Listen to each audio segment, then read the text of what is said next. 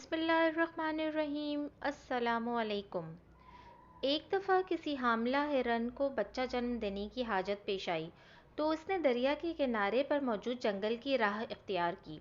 پھر یوں ہوا کہ اچانک موسم خراب ہو گیا، آسمان سے بجلی گری تو جنگل میں آگ لگ گئی۔ گھبراہٹ میں ہرن نے جان بچانے کے لیے آس پاس دیکھا تو ایک شکاری نشانہ بنا رہا تھا۔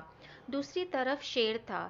ہرن کو الجھن ہوئی کہ اس پھیلتی ہوئی آگ میں جل کر مرنا ہوگا، یا دریا میں ڈوب کر جان دینی ہوگی، یا شکاری مار دے گا، یا پھر شیر اپنی بھوک مٹانے کے لیے نوالا بنا دے گا۔ ہر سمت خطرہ ہے، فرار کی کوئی راہ نہیں۔ اس وقت ہرن کے اختیار میں جو تھا وہ کرنے کا فیصلہ کیا، یعنی پیدائش پر توجہ مذکور کی۔ پھر ایسا ہوا کہ شکاری نے نشانہ لگایا تو آسمان پر بجلی چمکی، اس کی آنکھیں اچانک بند ہو گئیں اور تیر شیر کو جا لگا۔ زوردار مینا برسا، جنگل میں پھیلتی آگ ایک دم بجھ گئی۔ ہرن کو اس خالق نے بچا لیا۔